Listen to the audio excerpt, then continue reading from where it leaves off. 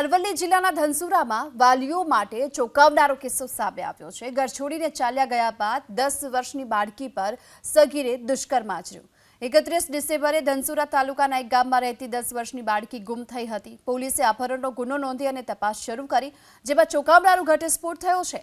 10 વર્ષની આ બાળકી અને તેની મોટી બહેન માતાના મોબાઈલનો ઉપયોગ કરતી હતી। ઇન્સ્ટાગ્રામ પરથી આ બંને બહેનોએ 7 આઈડી પણ બનાવ્યા હતા, જેમાંથી 2 આઈડી ચાલુ હતા। 10 વર્ષની બાળકી સોશિયલ મીડિયા પરથી 16 વર્ષના સગીરના સંપર્કમાં આવી હતી। બંને વચ્ચે પ્રેમ થતાં ઘર છોડીને ચાલ્યા ગયા। જો કે પોલીસે નજીકના ગામમાંથી આ બંનેને ઝડપી લીધા।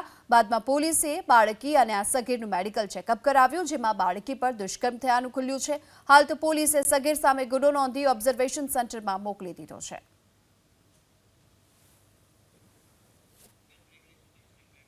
અરવલ્લી જિલ્લાના ધનસુરામાં વાલીઓ માટે ચોંકાવનારો કિસ્સો સામે આવ્યો છે। ઘર છોડીને ચાલ્યા ગયા બાદ 10 વર્ષની બાળકી પર સગીરે દુષ્કર્મ આચર્યું। 31 ડિસેમ્બરે ધનસુરા તાલુકાના એક ગામમાં રહેતી 10 વર્ષની બાળકી ગુમ થઈ હતી। પોલીસે અપહરણનો ગુનો નોંધી અને તપાસ શરૂ કરી, જેમાં ચોંકાવનારો ઘટસ્ફોટ થયો છે।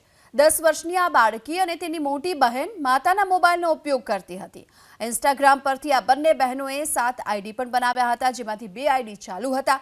10 વર્ષની બાળકી સોશિયલ મીડિયા પરથી 16 વર્ષના સગીરના સંપર્કમાં આવી હતી। બંને વચ્ચે પ્રેમ થતાં ઘર છોડીને ચાલ્યા ગયા। જો કે પોલીસે નજીકના ગામમાંથી આ બંનેને ઝડપી લીધા। બાદમાં પોલીસે બાળકી અને આ સગીરનું મેડિકલ ચેકઅપ કરાવ્યું, જેમાં બાળકી પર દુષ્કર્મ થયાનું ખુલ્યું છે। હાલ તો પોલીસે સગીર સામે ગુનો નોંધી ઓબ્ઝર્વેશન સેન્ટરમાં મોકલી દીધો છે।